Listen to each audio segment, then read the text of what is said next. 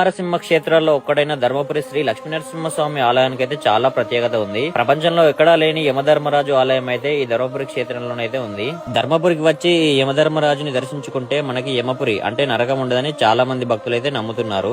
ఈ లక్ష్మీనరసింహస్వామి దేవాలయంలో ఉగ్ర నరసింహస్వామి, వేణుగోపాల స్వామి, వెంకటేశ్వర స్వామి వారి ఆలయాలు కూడా ఉన్నాయి. ఈ ధర్మపురిని విష్ణు యొక్క 4వ అవతారమైన నరసింహస్వామి మరియు అతని భార్య దేవి లక్ష్మీ నివాసం అని కూడా చెప్తారు. ఈ ధర్మపురి క్షేత్రంలో లక్ష్మీనరసింహస్వామి ఆలయం ఒకటే కాకుండా అతి పురాతనమైన శ్రీ రామలింగేశ్వర స్వామి ఆలయం, ఒక పెద్ద కోనేరు మరియు గోదావరి నది కూడా ఉన్నాయి. ఈ ఆలయంలో ఉత్తరం వైపు ఉన్న వైకుంఠ ద్వారాన్ని అయితే సంవత్సరానికి ఒకటే రోజు వచ్చే ముక్కోటి ఏకాదశి రోజు తెరిచి స్వామివారిని అయితే దర్శించుకుంటారు. అదే విధంగా ప్రతి సంవత్సరం మార్చి నెలలో ధర్మపురి శ్రీ లక్ష్మీనరసింహస్వామి బ్రహ్మోత్సవాలు అయితే జరుగుతాయి. దీనికైతే కొన్ని వేల సంఖ్యలో భక్తులు అయితే వచ్చి లక్ష్మీనరసింహస్వామి వారిని అయితే దర్శించుకుంటారు. ఈ ఆలయం కరీంనగర్ నుండి 70 కిలోమీటర్లు మరియు జైత్యాల నుండి 30 కిలోమీటర్ల దూరంలోనైతే ఉంది. మీరు ఎప్పుడైనా ఈ ఆలయానికి వచ్చారో వస్తే తప్పకుండా కింద కామెంట్ బాక్స్ లో చెప్పండి. అలాగే ఈ వీడియోని మీ ఫ్రెండ్స్ అండ్ ఫ్యామిలీ మెంబర్స్ కి మొత్తం మందికి అయితే షేర్ చేయండి.